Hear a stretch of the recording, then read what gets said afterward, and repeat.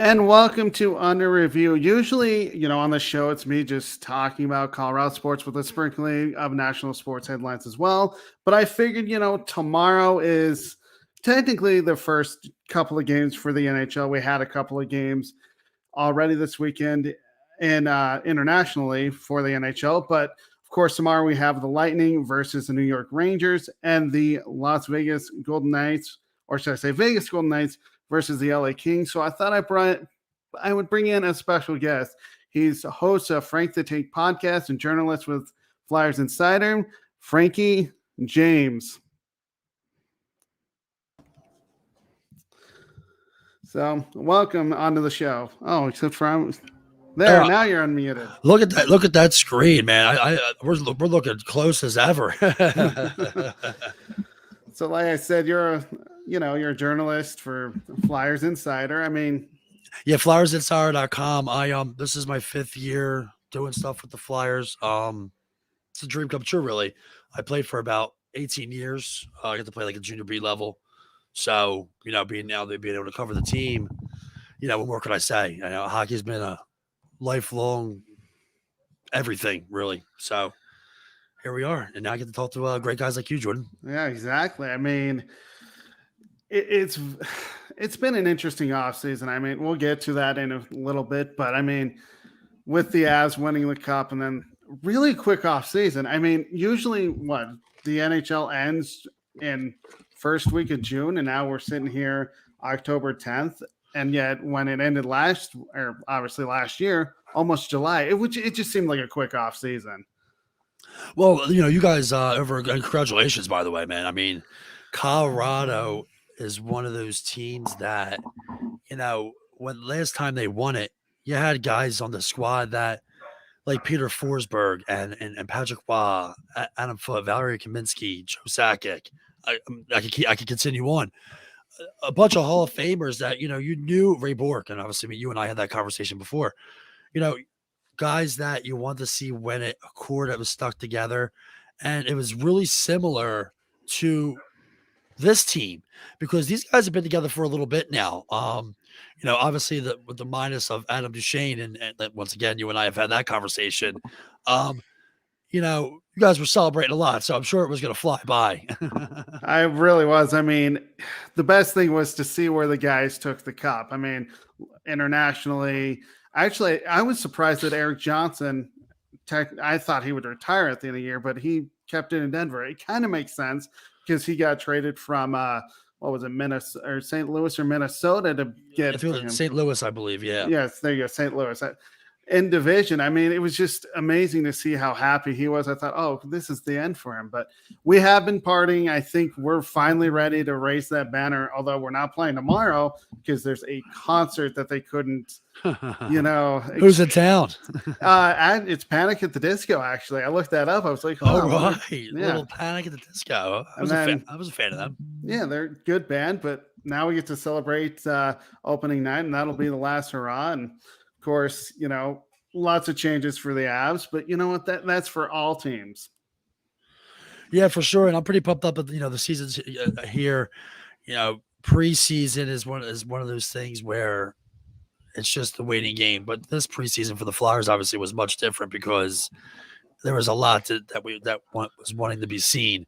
But hockey's back, and I'm ready. I'm ready. It's really exciting, especially as you know, with us being the defending champs, defending our title. And of course, football we thought we'd be pretty good at, and of course we haven't been that well. I mean, I know we're 2-3, and that's a conversation for a different day. Especially, by the way, I'll have Jennifer Matthews Lewis, who's also part of Sideline Sports Network, on Friday talking about actually her Carolina Panthers, who just fired their coach. But I mean, it's very exciting. We're excited for the Avs, but going to your team, the Philadelphia Flyers, you guys hired John Tortorella on June 17th. I mean, it kind of makes sense. You got rid of Vigilante, who was let go after an 8-10-4 start. And then Mike Yeo didn't have the results with your team trying to improve. Of course, getting them to 17 wins, 36 losses, and 7 overtime losses. I think it's a very interesting hire with John Tortorella. I mean, this guy has so much NHL experience with 1,383 games for Tampa Bay, Columbus, and New York, as well as Vancouver. Vancouver was basically a pit stop. He was there for 1 year. Yeah, the hiring of John Tortorella is one that obviously was talked about, and one that also not a lot of people were crazy about. The lots of people's minds have been changed. Me personally, I was okay with the hire. There were other candidates out there that I liked, and there was also a coach out there that wasn't even mentioned that I kind of liked, and that was Dan Bylsma, who's the assistant head coach for the Seattle Kraken AHL team. I liked him because he kind of fell off the radar at the Pittsburgh, but I thought he was a damn good coach, and I thought that maybe it could have worked out. But realistically thinking, John Tortorella is main focus has to be the accountability of players and making them work harder. You're going to start seeing the veterans shift out. JVR is on his last year of his deal. He is not coming back. He shouldn't have even been signed anyway. I mean, that money that they're putting in for him to stand in front of the net like a big gloop.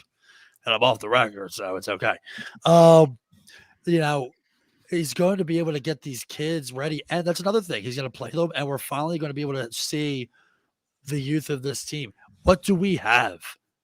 There's a lot of players, and we'll dive into them, that have surprised me, that have played pretty well and are showing some good bright spots. But the hiring of John Tortorella, so far with the preseason and just seeing his interviews and being able to listen in, it's highly impressive, and it's exactly what this team needs right now. The thing that I personally, granted, I don't deal with John Tortorella like you do, but I've just seen a lot of interviews. He kind of reminds me of a Bill Belichick.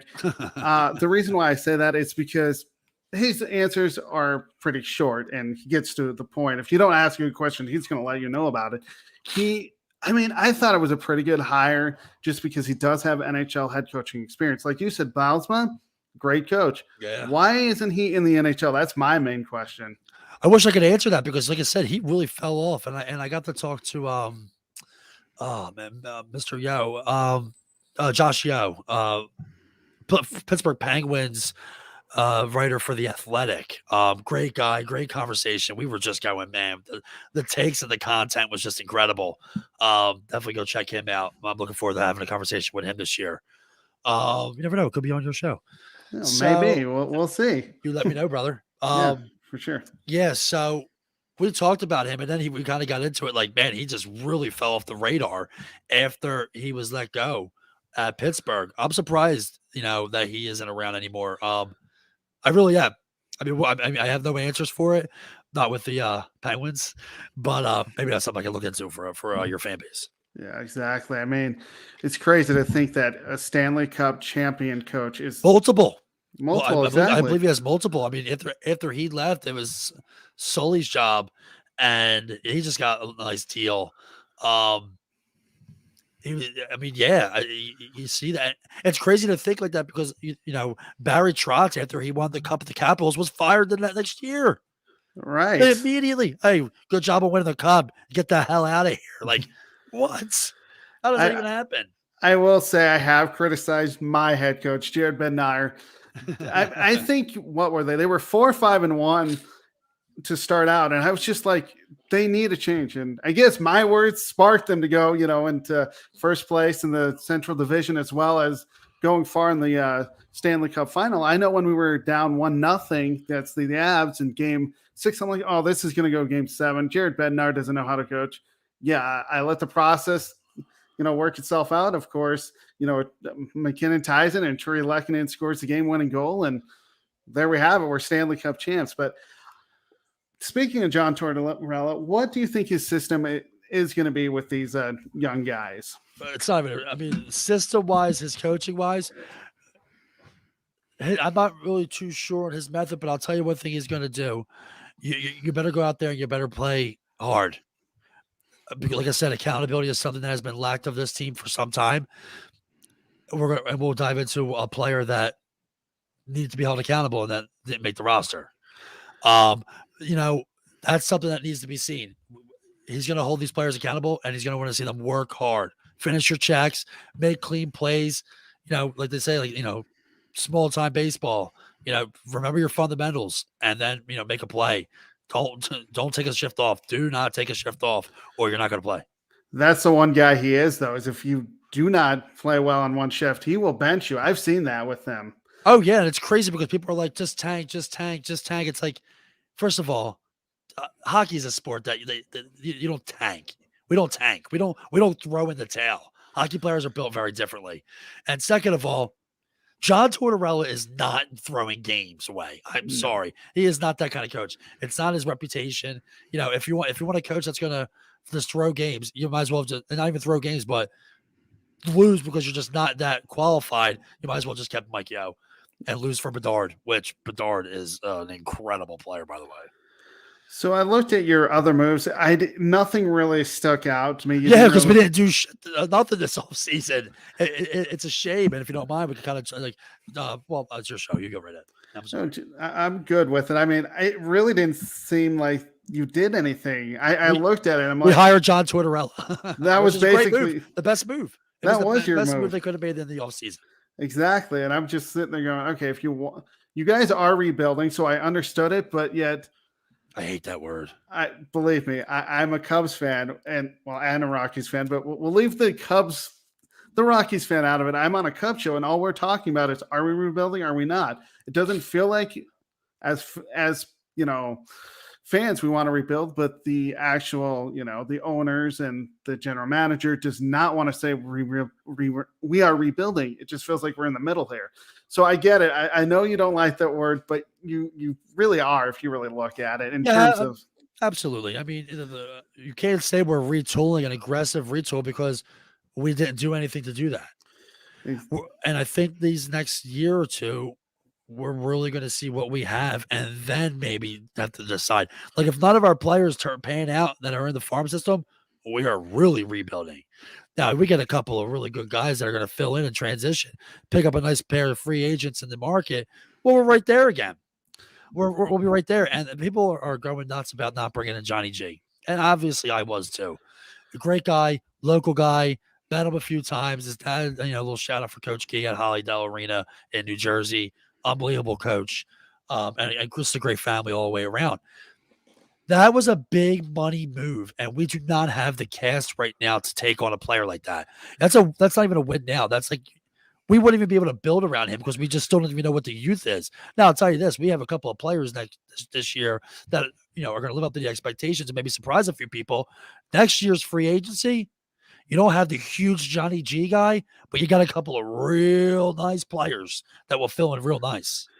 You definitely do. And I look at your situation like the Avalanche, and basically after Patrick Waugh left with Jared Bednar, the first season we had 48 points. We didn't know what we were doing. I mean, yeah, Patrick Waugh left us, but 48 points. We didn't do a whole lot that free agency. And even the second free agency, we didn't do much. And then you started to see the free agents come and grow. And what has happened? We became a powerhouse. But obviously that's Joe Sakic doing general manager stuff. If you are a team out there, model it like the Avalanche, get some young players, some talent. Yeah, you're going to go through some growing pains, but you'll see the reward in the end. Yeah. I mean, the growing pains are definitely going to be there, but it's also you also have guys that were high picks and just didn't work out. I mean, look at the Nolan Patrick situation, and look who we passed up on. You're loving that right now, I'm sure. Yeah, exactly. How can you not? I mean, Morgan Frost, another player that really was supposed to be something special. Was he a bust? Who knows? Definitely didn't think he was going to be on the third line. No. So going on to the preseason, I know I don't put a lot of stock in actually NHL preseason. I put more stock in other preseasons, but you guys went 1-4-1, scored 8 goals, gave up 6 goals. I was going to say assists. My mind's obviously on points. But the thing your team put up a lot of them, that's for sure. Exactly. So how much stock should we really put in the preseason? Because I watched, the Avalanche, and I saw games with like maybe 3 regulars, 4 regulars. Finally, against Dallas, they put out on, I want to say Saturday or Friday, they put in all the guys and they were playing well together. So, how much stock should we actually put on to preseason? Well, it really depends. It depends on a couple of things. One, obviously you cover the team. I put a lot of stock into it. Two, depends on your situation with your team. So with the Philadelphia Flyers, well, actually, I'll say this: with the Colorado Avalanche, you're ready for season. Oh, You're yeah. ready. You're ready. You're ready to take the crown and see what you can do. Teams like Philadelphia Flyers, it's very important. We need to see what we have. There's a lot of question marks about this team. We need to see who's going to back up Carter Hart. We need to see who's going to do what. Is Wade Allison healthy? We need the Cates brothers. Like, how are they going to pan out? How are these players pan out? And there were some huge decisions that were made because of the preseason. So I think it's really important, but I do think it depends on the team and the team situation. And of course, one of those big decisions was getting rid of Cam York, which I was really highly surprised. I can tell you're not happy with it. But I mean, this is a young guy, but do you think this was John Tortorella's decision or the general manager's decision? I've been following Cam York before he was drafted. I am a huge Cam York supporter. I'm a huge Cam York fan. Man, I get goosebumps talking about him. I've been watching this kid for a while. Great hands, puck moving ability is sensational. His vision is absolutely incredible. I think he has potential to be the number one defenseman on this team, better than Provorov. But 2 different defensemen. Provorov is more of a shutdown defenseman, while Cam York has offensive upside and can also, really move that puck clean and crisp.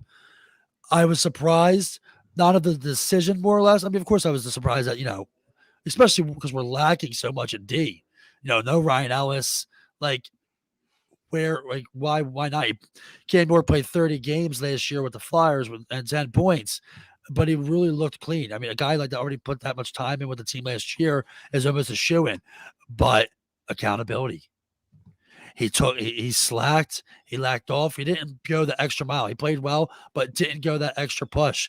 And he is now not on the roster because of it. John Tortorella decision, and I have to say, I almost had to support it. You always got to support your coach's decisions. I know there's a lot that I go through with Jared Bednar before, obviously, we won the cup, where I'm like, why did you send this guy down? Why is he going down to a top guy going on to the second or third line? I get it. You do have to support him, but it just a surprise just because Cam York is a young player. He needs to get his feet wet in the NHL, but I get it. I think he had it. I mean, his feet were wet. It comes with, you don't take time off. You do not take time off. You can't do it. Especially with John Tortorella, who has a Stanley Cup pedigree too. That comes with it. If it gives me a little worrisome because I hope, and I haven't had the opportunity to actually got to talk to Cam yet. But I hope it comes off like that. He's not, too big for the game, more or less. It's about the logo on the front, not the name on the back, to Coach Herb Brooks, one of the best around. Fantastic movie, by the way. I cry every time I watch it. It's hard not to. It's a good. It's movie. hard not to. Yeah, I mean, it's an incredible movie, incredible line. I hope he's not one of those players. He doesn't seem like one. Hard worker. He's going to be something special, and he'll be back up this year. I mean, listen, injuries happen, especially in Philadelphia, but very surprised. But I support it. So what do you think are the strengths of your team? I mean, I didn't see, going through my research, because obviously, I'm an Avs fan. I looked at it. I mean, you guys weren't exactly a great team. You were at bottom on most of the stats, but of course that's last year. But what do you think the strengths of your team going into this year? Oh man. Coaching is definitely one of them. It may be one of the best. I still have faith in Carter Hart. So, we have a good goaltender, and hopefully he proves that he is a franchise goaltender. Goalie depth as well. And I'm sure we'll talk a little bit about that because, Brian Elliott is no longer here, who sort of was a mentor, for Carter Hart. And I actually got an opportunity to interview Carter Hart, and I asked him about that. What's it like having Brian Elliott here? He's been here since the start of your career, and then Brian Elliott had just re-signed another deal to stay. for maybe the molding of Carter Hart to kind of learn from him. Now Carter Hart has now moved up to his role of the guy. And now you see younger players coming in. You see Felix Sandstrom come in, who played sensational that first game of the preseason, the only one that we won. I was a little concerned on his rebounds ability. Definitely a lot of loose pucks, but shows a lot of good stuff. Samuel Urson, who officially is the number 2 goaltender for the Philadelphia Flyers. There was a little bit of an injury with Felix Sandstrom, but I'll tell you the truth. Samuel Urson comes in and saves 57 to 67 shots, .928 save percentage. I think he might have taken a spot regardless of the injury. So the goalie temp is looking real good. So it's definitely a strength. Other than that, you're seeing some of the youth players that are getting healthy again that weren't here last year. Kevin Hayes, man, looks incredible. Incredible. I wrote an article actually talking about it. The healthy Kevin Hayes is looking good. Moving the puck well. A lot's going to be riding on him this season. And listen, he went through a lot. He went through a lot last season with the loss of his brother, with an injury, not being out there. Guys, mentally, that takes a toll. But he looks great out there. So it's definitely a strength for sure. And, just seeing a little bit of the youth. So getting healthy and goaltending depth and obviously the coaching. We have no big-time scorer. We're going to learn a lot this year. Hopefully. For you, I hope they actually play better than they did last year. It'd be nice to see you write articles that are happy. I appreciate that. Happy and not, I've been in so many of not in those locker rooms, but I've seen so many of those articles written in hockey about, this team is doing bad. This is why. I mean, it's not fun to write those articles. I'm sure it's not for you. But although, as they say, the better news is in the losing locker room. Yeah. I mean, I have to agree. And listen, I do a takeaway piece after every game. So I write every single game. And it's not a recap because nobody wants to read what they just watched. Exactly. I mean, you might as well put closed captioning on if that's the case. Or just look at the box score. There you go. What I like to do is I like to give 3 points that I take away from it. I played this game for a long time. Obviously been covering the team for a while, and I'm still a fan. So I take takes away and I think about those things, out of place, positioning, things that are relatable for everybody. So it makes for a good read. It's going to be an interesting season. I think that they're going to learn a lot. But I've ripped this team before, where you're just like, this enough is enough. It's just, what are you going to do? I've done the exact same thing with the Colorado Avalanche. You just won the cup. I know. Won the cup. I'm just saying earlier. Yeah, I know. He said, yeah, I ripped them too. What, the first 3 games? And then all of a sudden they went on a tear? Listen, the Colorado Avalanche, I'll tell you, they're a special story because you have guys on that team that have been there for a long time. McKinnon, Landeskog. You've had guys on there that have been there for a while. So it is nice to see them finally get it. And Joe Sakic, I mean, top 5, one of the greatest hockey players to ever play the game, a soldier on the ice, if you ask me. And now he's won it as a player, and now he's doing incredible things. He really is. But let's go to your starting goaltender. I know last year was not very good for Carter Hart. He went 13 wins, 24 losses, 7 overtime losses with the goals against average of 3.16. I like to say percentage of .905, but what do you think his problem was? I mean, it wasn't just him. I get it. Were they not playing very well in front of him, or what happened last year? You just said it. Here's the deal. I'll break it down for you. Ivan Provorov and Ryan Ellis. I couldn't wait for it. We controlled the rights of Ryan Ellis for 5 years. He was going to be able to mold and gel with Ivan Provorov, and it was going to look like a damn good duo. Ryan Ellis gets hurt, and history shows it. When Ivan Provorov doesn't have that top tier guy, he doesn't play all that well. Look at how he did with Niskanen, career year, and then Niskanen retires, rightfully so. He's a Stanley Cup champion, and then you get Gustafsson in there. Oh my God! You know what I mean? It just didn't work. Provorov was exposed. Ryan Ellis comes in 4 games, and they look good, but you still couldn't really tell. Ivan Provorov needs a complimentary player, and it's a shame because I think Ivan Provorov has been exposed. But the defense as a whole, absolutely. Absolutely, it's flustered. Bad plays happen with D. Now your goalie has to sell you out. That's why he's facing 37 to 42 shots a game. That's a lot. So that's 8% is quite impressive. Another issue with Carter Hart. Now the focus on Carter Hart. It's tough for him to rebound back after letting up a goal. And that's something you don't want to see from a goaltender. You're damn right you don't want to see that. But I've noticed that with him. And let me tell you something. I said it from the get-go. Carter Hart came up 2 years early. I believe that he came up a year or two early, but they needed a goalie. I mean, the Philadelphia Flyers haven't had a franchise goalie since who? Since Ron Hextall? That would be the only name that I could think of. I mean, you have Roman Czechmanik here for a little bit. Yeah, you had the Beezer, John Van Beesbrook. But in 2010, your best year, and it was 20 years, you had Michael Leighton and Brian Boucher. It was a duo back and forth. Those were your goaltenders. So you almost forced Carter Hart to, into a role that he was ready, starting goaltender. Hell yeah, look what he did with Team Canada. But maturity level, the big show, the big dance. Maybe he wasn't ready for it. And I've said that for a while. But, got to focus, keep your posture. There are no more excuses for Carter Hart. That makes sense. I mean, it is kind of a make or break a year for him. But of course, like I just said, you have to I don't know about making or breaking because he ain't going nowhere. Well, that's true. But realistically, I mean, shit, if Samuel Ersson plays well, last thing we want is I'm going to set a quarterback controversy because we all know Philadelphia would see one of those before too. We don't want to see a goaltending controversy, and the media, and I can speak for it. Yep. The media, the fan base have a lot of control, a lot of say. They start stirring the pot, and next thing you know, we have a goaltending controversy. It's the last thing you want on a team where they're trying to find an identity.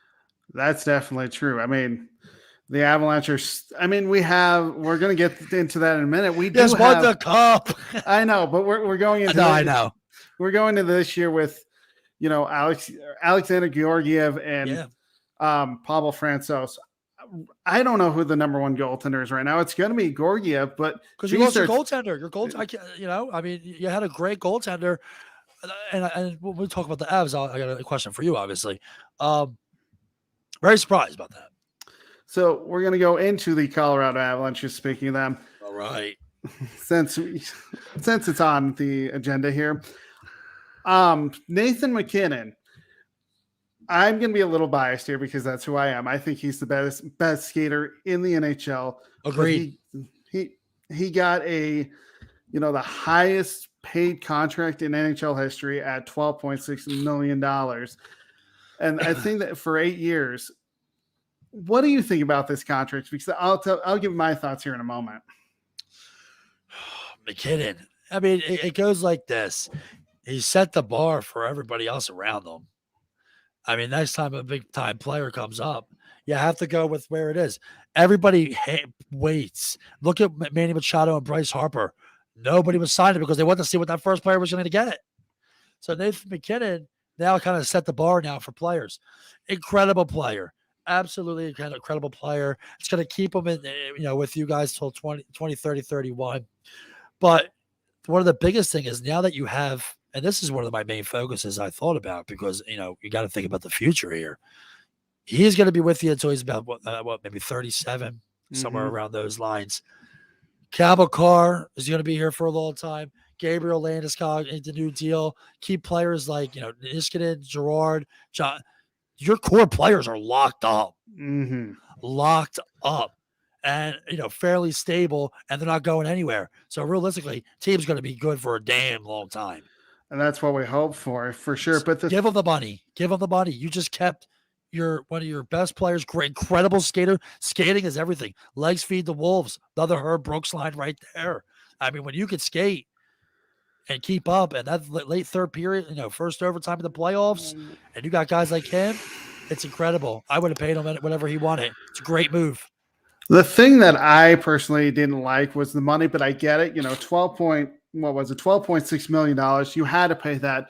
Plus, you look at Eric Johnson. He's only locked in for one more year for $6 or $7 million. He'll be off the books. He'll probably retire. So I get it from that standpoint. The one thing that I am concerned is I'm not concerned about the core. I'm concerned about getting role players around these guys because of the fact that you're paying him $12.6 million. You're trying to, obviously our core is going to be fine, but you need, the role players. You need secondary scoring. I'm just wondering how that's going to affect the Avs for years to come. Well, you lost Kadri, and that's definitely a move that was questionable. But you have to look at it like this: McKinnon or Kadri. I mean, somebody was getting paid. Yeah, so you look at it like that. Ultimately, it's a better decision. If you want role players, come look at the Flyers because every single player on our team is a role player. That's a good point. You know what I mean? So, guys can play well together and mesh well together. And when you guys have a lot of good studs on your team, they're going to make those players. People are going to learn new roles on your team. So you might not think you have a couple of role players just yet. Well, they're going to develop them, and you're going to see that quick, especially with your team. And then speaking of the Avalanche, we know they're the defending champions. Just shout it, baby. Yeah, I know, right? Just shout it. Listen, it's exciting, man. It's very exciting. Just a little off topic. We'll just talk about it for a minute. You got to see your team win a championship, brother. I know. It's incredible. And we love the game. I mean, take it from me. I mean, 18 years spent playing this game, huge Flyers fan, and I got to cover them. There's nothing more I want than to see a Stanley Cup here in Philadelphia. It's incredible, man. It's incredible. It should be happy. I was way excited and happy. I mean, I know we talked about it before the series actually started. I was like, you were thinking Tampa Bay, and I get it, defending Stanley Cup. Oh champions. Yeah, we should mention that actually. So my man here, we actually kind of linched up together because we were in a little bit of a verbal tussle. I was making a point about the Stanley Cup, and here he comes from the shadows to yell at me. Pretty much. I think that was honestly my frustration with not just you, because I know we have a couple of guys on the Sideline Sports Network, which I will mention by name, John Shear, who's a Kings fan, and Jake Malik, who's also a Rangers fan. And I heard them round table. Smell a round table. Exactly. And it just felt like listening to both of them, John Shear watched the Avalanche and he knew what we were capable of. Jake was just like, oh, the Avalanche aren't going to win. It's going to be Tampa Bay. I'm like, okay. It was hard not to, because you already seen what. Now, the good thing is that Avalanche were a team that people could believe in. I mean, the Panthers are really good, but nobody believes in them still. Nobody believed in them last year. Tampa Bay just has that, and you'll be surprised when I say this later on the show. Tampa Bay is built for the playoffs, and they've proven that. So it was more or less that there was doubt. It was that they just haven't proved much yet, and that's why I had Tampa in 6. But we saw how that panned out. And honestly, I could understand, because what did the Avs do for 2 or 3 years? They couldn't get out of the second round. So I understood it. It sounds like a Toronto thing. Yeah, exactly. But then once we beat the Oilers, I'm like, and we had a week off. I mean, honestly, I thought the Oilers series would be a lot closer than it was. Yeah, but especially the way that they were playing. We saw Connor on all cylinders. Well, and then you had, if you look at their team, Connor McDavid and Draisaitl, Evander Kane.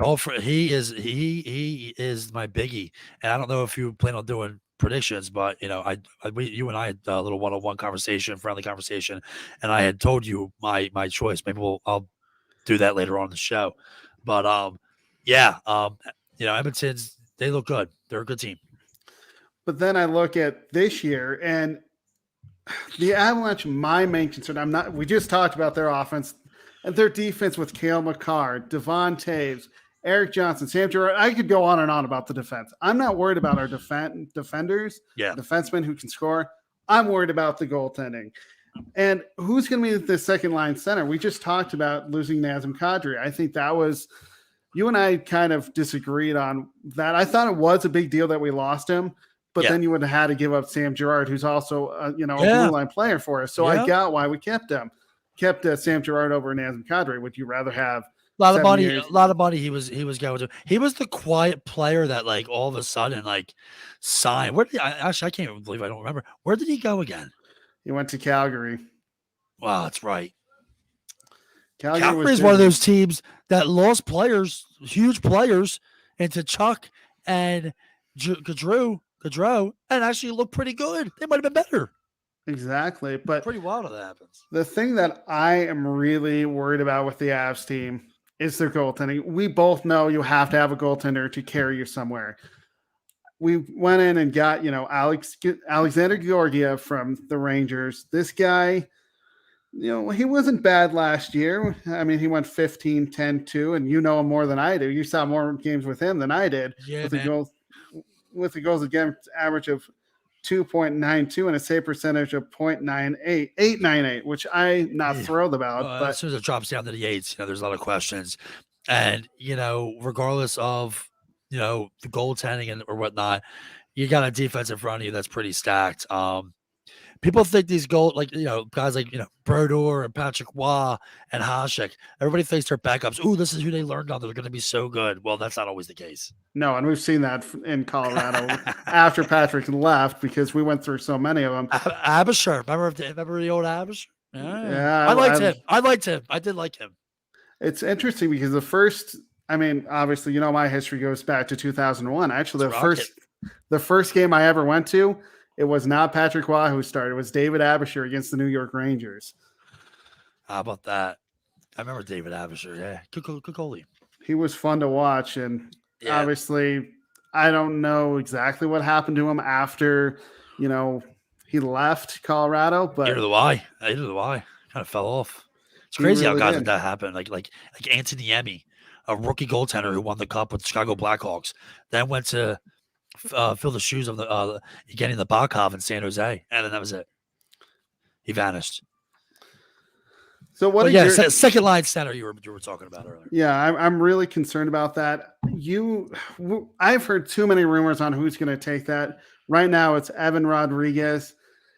I don't know a lot about this guy just because he's played in the Eastern Conference. I got to watch, one game or two here and there because obviously the Avalanche are in the Western Conference, and I only saw him when he played for Pittsburgh. What do you think he brings to the Avalanche? I support the move with putting him at 2C. Listen, Kadri's gone. You have to fill the shoes. He had a decent year last year.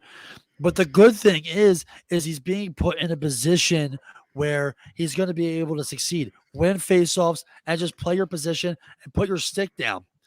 He's playing with probably Mikko Rantanen and Landeskog, who now are going to be able to play their natural positions, which is huge. And you're playing against a couple of real talented players. All he has to worry about is, positioning, face-off battles, clean, crisp passes if needed, and put your stick down. And look at who he played with Pittsburgh: Sidney Crosby, Malkin. I mean, he already played with star players, so he knows how to play with them. Love it. 2C, I could see why that would be questionable, but why not? He's played with star talent. He's playing with two of the best, good goal scorers as well. He's got a simple job, and realistically, he's had. Hockey's a great sport. It's a tough sport. We already know that. No simple job in it, but when you get to play with Sidney Crosby for a while, and now you get to come here, and get to play with guys like Mikko Rantanen and Gabe Landeskog. I mean, shit. Just keep the stick down. I know. Right? Exactly. That's as simple as that. Win faceoffs, clean positioning, know your role, and I think good things will happen. I completely agree. I saw an interesting article with Jared Bednar that said Alex Newhook would actually get a chance. I think he's better at third line center. I don't want him on the second line. It's still a little too green. So we're going to get into a little NHL preview, and the thing is there's always a surprise team this year. Yes, there is. Who is your surprise team for the NHL this year?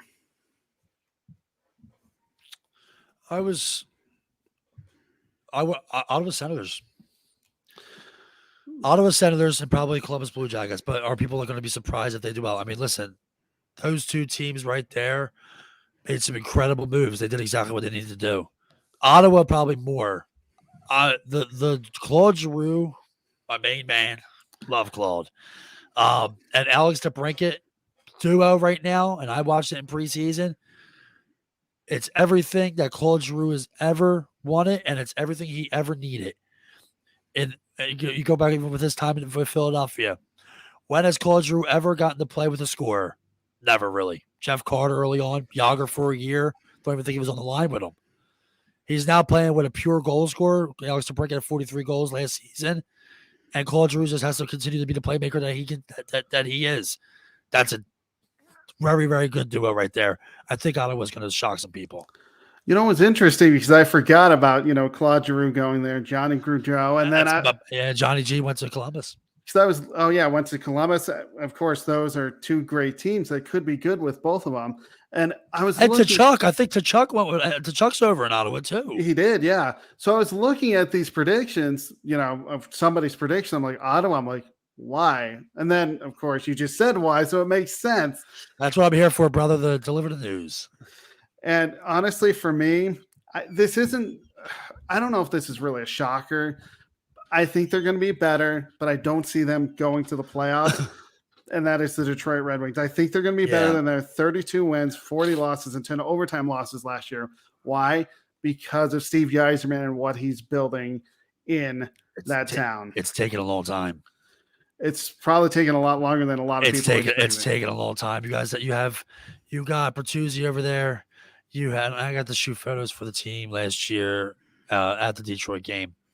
You got guys like Dylan Larkin, and they are starting to not age, of course, but you got the decisions will be made when contract time comes, and you got it's taken a long time. And it's crazy because they were a team that was in the playoffs for last 120 years. I mean, they were always in the playoffs, always. And now look. I know that's because Pavel left. My main man, Pavel Datsyuk, one of the greatest. Very good player. Obviously, I respected him, but not when he played for the Avalanche. I didn't respect him then. But of course, great player. He was awesome. He had that move. He would come on a breakaway and pull the puck back and just roof it. Oh, I love that move. There's so many good Detroit players that we saw. Henrik Zetterberg comes to mind. That guy. Not Zetterberg. Who was their big hitter? Damn it. Cronwell. Oh, Cronwell. Yeah. Oh man. Detroit's an incredible franchise. One of the best. I mean, look what they did. But in the '90s, and incredible franchise. But times they are changing. They are, and I mean, it was a smart move for to get Steve Yzerman doing what he did in Tampa Bay to build that team. Now he's like, I want to go home. He wants to be like Joe Sakic, building a team that was actually who he played for. I think in the next 2 or 3 years they'll be maybe not in contention for the Stanley Cup, but they'll be a consistent playoff team. Yeah, you better hope so. And you just kind of brought a thought to my mind. And we just mentioned two GMs, Joe Sakic and Yzerman, two former players, two respected players that can get talent to their team. You got it. Isn't it funny, hockey players when they get into that role, and it almost makes you think that maybe Danny Briere should be the GM of the Philadelphia Flyers. Well, and look at what Chris Drury's doing in New York, too. There's another one. I want Danny Briere to be the GM. I can tell how bad you want that. Yeah. So we know there will be a team that didn't earn a playoff spot last year, but it's going to this year. Who is your team that didn't make the playoffs last year, but is going to this year? Columbus. Well, I still think Ottawa too could make a playoff, but I think Columbus gets in there. Yeah, I like Columbus. Yeah, they made enough moves to do it. I think the one team that, to me, could make the playoffs this year that didn't, I know they were very close last year, and that is the Vegas Golden Knights. They have a new head coach in Bruce Cassidy. And if you look at it, they have Phil Kessel, they have Mark Stone, Jonathan Marchessault, mixed in with head coach Bruce Cassidy. That's just a few of who they have. They definitely can. I mean, they're a team that, jumped in and went to the final. They're a team that was, definitely can do it. And when they're healthy, they're a scary team, as we saw, 2 years ago, and especially in their first year. I know champs it's changed for them, but in their first year, going all the way to the final, that's what they're expecting again. That's what people thought with this Kraken. Yeah, and we saw how that ended up. So the worst thing I ever watched on TV was their draft. Oh my God, it was like, what is this? It was awful. Yeah, I think there wasn't as much pizzazz, so to speak, when the Vegas Golden Knights had theirs. That's because it's Vegas. I mean, Vegas is an exciting town, and they were excited to have a hockey team. Absolutely. And then on the flip side of that, What NFL? I'm in football mode right now for some You're reason. listen. You're on 16 shows in 5 days and cover every sport. Other sports. Exactly.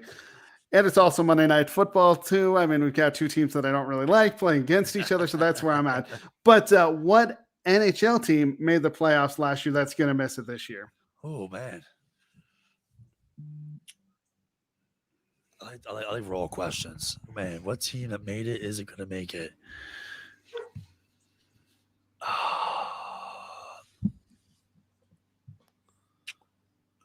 Interesting. You know what? I think a lot of these teams. Let me hear. Let me hear yours first. I'm gonna do a little notes here. Right, I'm gonna check a little something out because I think I have one. But I want to hear yours if you don't mind. No, that's totally fine. I have mine. I mean, this team, I know it was a playoff team. They have talent. They have a new head coach. I just don't see Jim Montgomery doing a whole lot with this talent, and that's actually the Boston Bruins. You know what? That's a really good point. And not to take yours, but that's really realistic. The injuries that they're sustaining so early on, like you had to bring back Bergeron. Oh, yeah. You had no choice. I mean, you were going to be so short. They might just stay afloat even with that signing. I mean, Marchand's going to be out. You have McAvoy that's out for a while. Like it's going to be one of them that, it's going to be tough. Caps too. I mean, I see them starting on the decline. They may not make it, but Boston, that's a really good choice. Yeah, especially with the key injury that they have. So I know you mentioned it, but who in your mind is the best player in the NHL? I mean, Connor McDavid. I mean, realistically, Connor McDavid may be like the best. Let me look at his highlight reel. I mean, look what he's able to do as an individual. Yeah, I mean, how can I not go Connor McDavid? For me, though, I'm going to be a little biased because I mean, a little rapid fire. Are you hit me with the rapid fire? That'll be next. All right. and we'll get into this in the rapid fire. I'm going with Nathan McKinnon. Simply, I know. How could you not though? All around, yeah, all around good player. I mean, I could have put Cale Makar too, but I have to go not Cale Makar. I'm going to go with Nathan McKinnon. Now, if I said the best defenseman in the league, I'd have to go with Cale Makar. The kid is just unbelievable. You like him over Victor Hedman? I do. It's a good debate. It's hard not to score. Yeah, that's a really good debate. It really is. I mean, both can score, but I got to go with Cale Makar in that. Because how young he is and how, yeah. Oh, man, that's a really good debate, dude. We'll have to save that for our roundtable. Yeah. So going with the Calgary Flames, you saw what they did. They got Kadri. They spent a lot of money. Where do you see them ending up this year? Oh, I mean, definitely in the playoffs. I mean, a lot of. I think they I don't, depending on where they place, you better hope you don't play Edmonton first round, but they're not making it to the Stanley Cup. They're not making it to the Stanley Cup final. I have them probably second round, depending on where they place, because I have it. I think the Avs can beat them in a series, and I think that definitely Edmonton can beat them in a series. Honestly, I completely agree. I see them going to the playoffs. I don't think they're quite ready to make that jump like the Edmonton Oilers are. But let's get to your Stanley Cup prediction. You told me what it was a few days ago, and I completely, honestly agree with it. That's why, and it makes total sense. It made total sense, and it was because of that key little thing that I mentioned.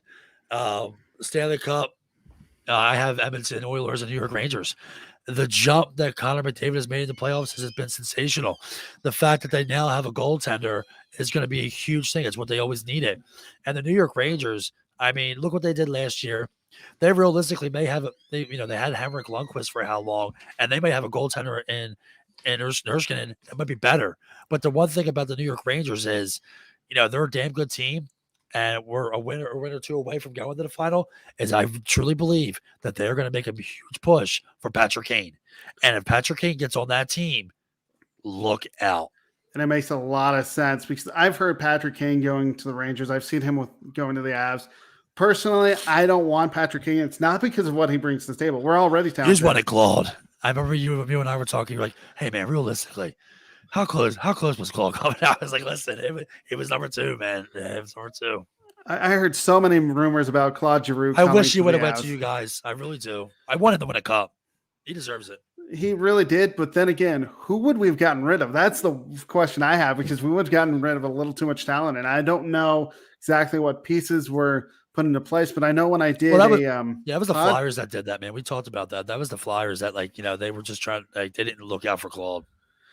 the thing that I looked at too is when I heard that he decided not to come here. It was kind of a relief because finally he went to Florida. Don't get me wrong, Florida was kind of a good place if you looked at the standings, but They were number one. They won the President's Cup. And it shows you how important it is to win the President's Trophy and how important it's not. And they got spanked, dude. I was surprised. They did not look good. I mean, the Avalanche, they could have done it, but you know what we did? We rested our main guys at the end, towards the end of the season. We're like, you know what? We have home ice advantage for the Western playoffs. Yeah. Do we really need it for the Stanley Cup playoffs? No, and it proved that. And you guys have core players locked up. You could have been giving up a core player. Exactly. I mean, I wonder. I would have been nice. Yeah, we got Tippett. I'm excited to see what he does.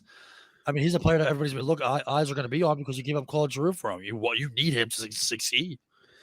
The nice thing is Joe Sakic was smart enough to say, we don't need a Claude Giroux. Let's go out and get a Tori Lehkonen. Let's get a Nico Sturm. Great move. And dude, great move. Love Lecky. Nico Sturm, we only got him because of face-offs. And I can tell you Tyson Jost, who we traded for, was not happy after that trade went down. He is still upset about it. Yeah, I'm sure he is. I mean, he isn't hoisting the cup, that's for sure. The interesting thing is he could get a ring just because he helped the Avs, but I don't think he really wants it. I'll take it. You'll take it. Right? You'll take it. Exactly. All right, so let's get into our rapid fire. All right. Who is the better player? I think you kind of already said this, but I'm going to go ahead and ask it anyway. Nathan MacKinnon or Connor McDavid? Connor McDavid. I disagree with you, but you can't go wrong with both of them because I still have Nathan MacKinnon. What's the best division in hockey? Ooh,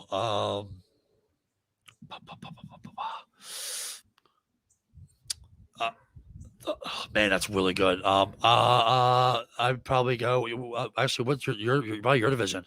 I would completely agree with Minnesota, Chicago, and Nashville. Yep. Best current rivalry in the NHL. Flyers, Pittsburgh. That makes sense. I would have to go, honestly, Flyers, Capitals. Really? Oh, man, I like it. I mean, I can't be mad about it. But the Flyers-Pittsburgh rival, go back to 2012 and those playoff series, man. Incredible. Oh, man. I was talking to Josh Yeo about it, and, like, he said that 2012 playoff series was his favorite of all time to cover. It was incredible. Hartnell did the Hulk Hogan thing, and we ended up beating them pretty good that series. Yeah, Flyers, Pittsburgh, nothing like it. I'm on a tandem right now that I want to see them at Happy Valley in Beaver Stadium playing outdoor game at Penn State. That'd be awesome. It would be nothing. Oh my God, I'm getting goosebumps. Here it is, the first episode of Goosebumps for the day. That'd be a dream for me. Big Penn State guy. Who's the better defenseman, Cale Makar or Victor Hedman? I'll go Cale Makar because of his age, and I think he's already on a Hedman level, but he's so much more younger. So my last rapid fire question, it's two former goaltenders for the Avalanche who are not on the Avs anymore. Who has the better year, Philip Grubauer in Seattle or Darcy Kemper in Washington? Darcy Kemper, because he has good defense and he has some good scoring. He's going to get more wins. I agree. I will say, though, Seattle does have Andre Burakovsky, which I'm still sad to see him go. But like we said, salary cap, you have to do that. You have to let people go. Yes, you do. But Frank, tell everyone where they can find you and follow you. Oh, man, you can find me everywhere. So FlyersInsider.com is who I write for. Check out them, FlyersInsider.com. I'm a busy man with them. I always have a lot of good content out there. My Twitter handle at Frankie's Desk. Just give it a type in, Frankie James. You can find me on there. I'm always active with the fan base. Love talking hockey. I got a podcast, the Frank the Tank Show. We've been running for a while. Give that a follow. We have it on Twitter at Tankin41, Facebook at Tankin34, and we go live. We do a live show, a lot of good fan interaction, a lot of good interviews. The Frank Tank podcast. So unless you're in Northeast Philadelphia, you can probably find me around there too. But yeah, if anybody, Flyers fan base, if you're down at the game, make sure you give me a hoot and a holler and let me know when you're there. So for me, obviously, you can find me at Sports Scoop One. I have a blog that I write Mondays through Thursdays with podcasts on Fridays where I talk about all sports. I try to include a lot of, Colorado sports, but that's sports-scoop.com. I also have a show that I normally do on Fridays, but since Frank was a special guest, we did it on Mondays, and it's under review. And I'm pretty sure I'm going to have Jennifer Matthews-Lewis talking about the Carolina Panthers.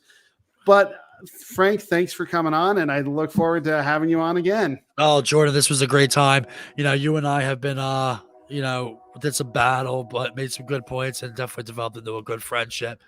This was a great show. Yeah, have a good show. I couldn't be more happy to be here. Let's schedule that round table, man. Let's get the Kings guy. Let's get the Rangers, me, you, just cover everything and just, let's debate it up. Yeah, for sure. I mean, John Shear, come on over. You're a Canes fan. Jake Malik, definitely a Rangers fan. I know how disappointed you were, and obviously me as an Avs and a Flyers, we three, I should say, Eastern Conference teams and one Western. It would be great. I like it. I think it'd be good stuff. Let's do it. All right, it sounds good. I'll get right on that. But again, here for Under Review on the Sideline Sports Network, please check out our YouTube channel as well as follow us on Twitter. I believe it's Sideline Sports 1, where we have all of our shows, our content. Just please give us a follow. And until then, we'll see you next time.